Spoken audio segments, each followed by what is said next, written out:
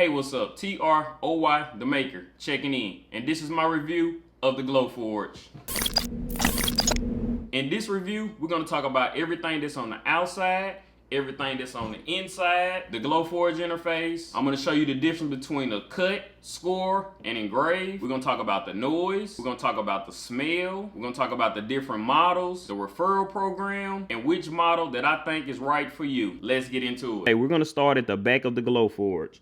This is the power outlet right here. This is where the plug goes into right here. And this is the on and off switch. This is the exhaust fan on the back of the Glowforge. And this is the hose that you connect to the back of the exhaust fan to vent out the window.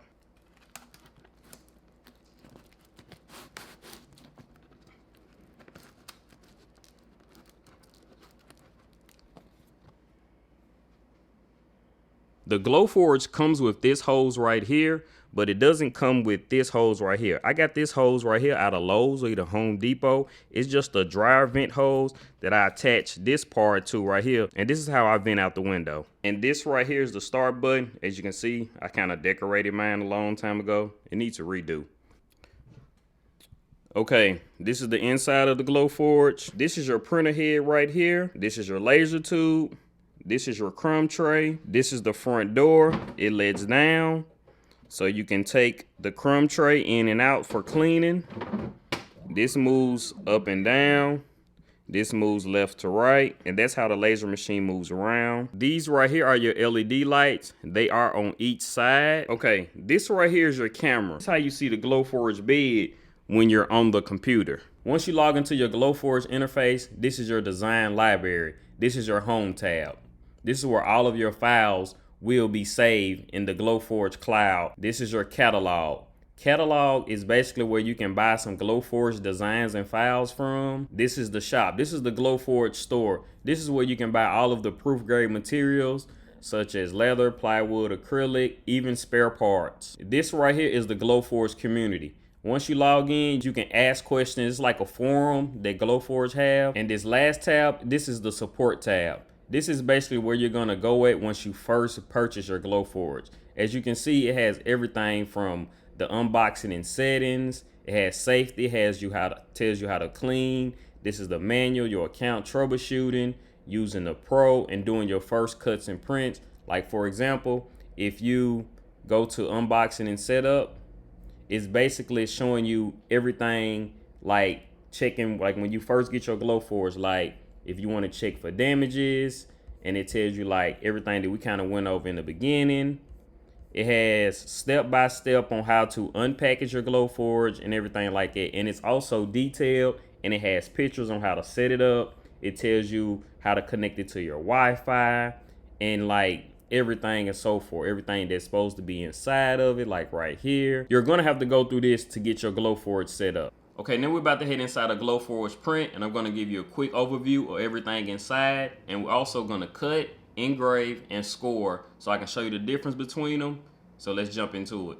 Okay, the first thing you do, you go up here to create, and then you have 3 different options. You can do a blank design, upload from file, or capture from camera. We're gonna go with new blank design. Okay. Now we're inside of Glowforge print. Right now we have the Glowforge off. That's why it's offline. Right here, this is where you import your artwork, or you can search for the vectors that Glowforge has inside of Glowforge print. And that's what we're gonna do. And also, before we get in there, this is right here where you can insert shapes. And then this one right here is where you can do text. This is your select tool, and this is your pan tool. Basically, this is what you use to like move it around and stuff like that. So we're gonna go up here to import artwork.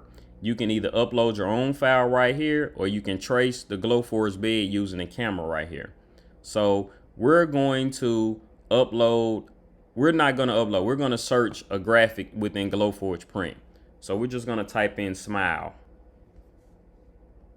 Search, and as you can see, a whole bunch of smiles pop up. So we're just gonna go with one of the little simple smiles like this one, for example, and it's gonna upload it. Okay, once it's uploaded, you can use the select tool to like scale it to what size you want it. And as you can see, it has a ruler right here, has a measurements on this side and has measurements at the top. So we're gonna take it and we're gonna make it about 1.5 inches wide, 1.5 inches tall.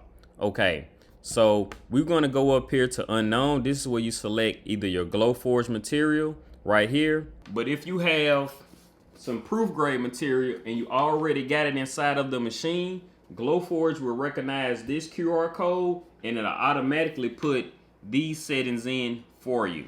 This is a piece of draft board that I'm gonna use for this review to cut out those designs. So we're gonna go up here, you're gonna click unknown, and the material that we're gonna use is right here. It's called medium draft board. That's the material we're gonna use. So with this smiley face, we're gonna actually do an engrave. So we're gonna go with draft graphic because I think this setting is a little bit better. This is SD graphic and this is HD graphic. It's just like different little small settings for each one of them. And we're gonna find another file. We're gonna do, let's type in heart. And we're gonna do the same thing. We're gonna make it about 1.5 inches. And we're gonna put it like something like that. And with this heart, we're actually gonna do a cut. We're gonna cut that heart out. And we're gonna use the same material that's proof grade cut. And if you click this arrow right here, it just gives you some more settings if you want to kind of tweak it or change it. But this is what Glowforge recommends.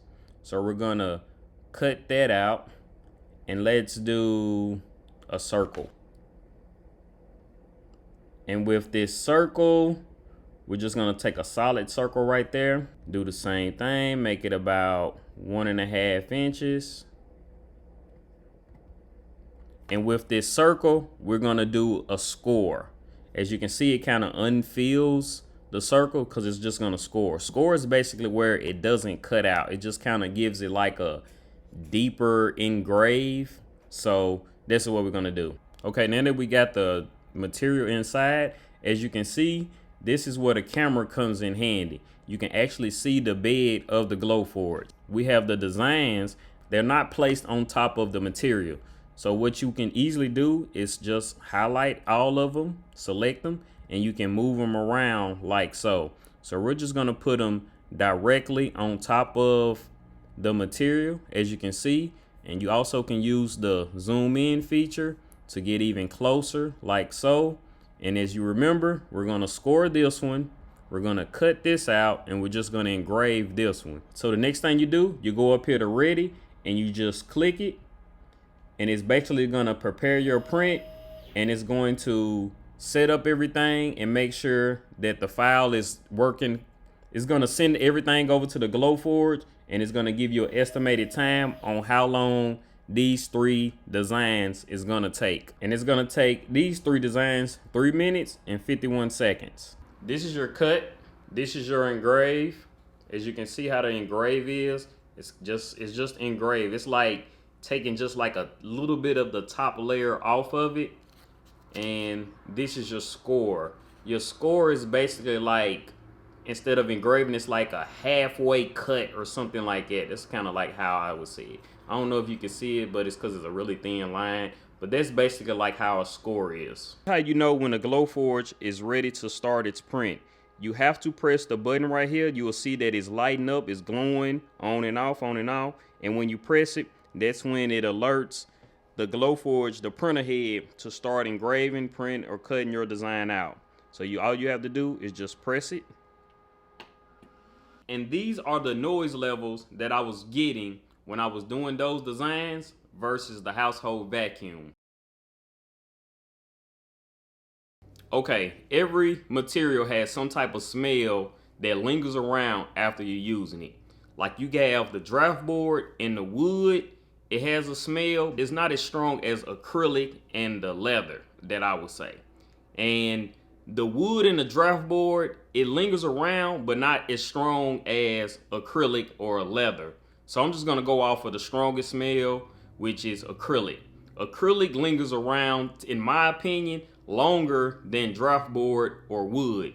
It's been times where it's like, I guess because I'm inside and I'm used to it, and I'm like inside it, so I'm used to it. So in my opinion, when I'm here, I just smell it for probably like 30 minutes after I use it. But it's been times where it's been like an hour and something and I don't smell it, but my daughter will come over or somebody will come over And I asked them, what does it smell like? When they come inside from outside, they can smell it. They said, well, it still smells like you've been using your laser today. And I'll say, yeah, but I don't smell it, but they do smell it. And then there's been times where I tried to, like, I used it, and then overnight, like, I went outside, and then when I came back in just to see if I could smell it, and I couldn't. So it's kind of hard to determine, like, the actual smell of it, because if you using it and if you're inside of the space, it's like you're gonna get used to it, and it's gonna go away way faster than somebody coming from outside that hasn't smelled it yet. It's kind of hard to determine how long the smell lasts after you use it. I hope that helps.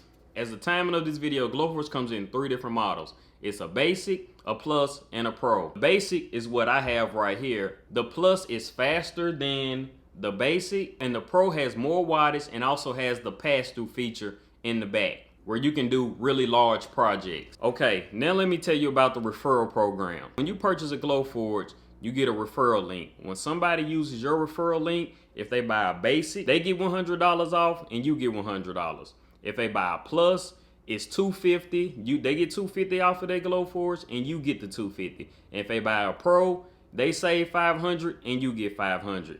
Their referral program is like the best thing I think that Glowforge could have done, because it basically pays for your machine. Their referral program is outstanding. Trust me when I tell you that. And the question that I get asked the most, which Glowforge should I buy? And this is what I always say. If you are familiar with any type of graphic software program, anything like it, like Adobe Illustrator, Inkscape, GIMP, CorelDRAW, if you already know how to use that, I would recommend you purchase the Pro. If you're brand new to the lasers and all of that type of stuff, and you don't know anything about the graphic programs, you want to get off into it, I would just say start with the basic. And you can start with the plus if you want a little bit more faster. So, in my opinion, I had bought the basic, but I'm really familiar with CorelDRAW. If I would have had this video before I purchased mine, I know I would have purchased the Pro. Unless you on a budget, then you got to go with whatever your money tells you to buy. But I will tell you one thing, you will love it. I have been having my Glowforge for 1.5 years now, and I haven't had any problems out of mine. And I use mine on a normal basis, probably 1 to 2 times a week. I don't use it for any type of business or anything like that. I just make stuff for some people, and it's more like a side hustle / hobby. I hope you like this video. I hope I did a really good job with this review. If you like it, make sure you give it a thumbs up. Make sure you share it and comment down below if you have any questions, and I'll try my best to answer them. And I'll see y'all in the next project.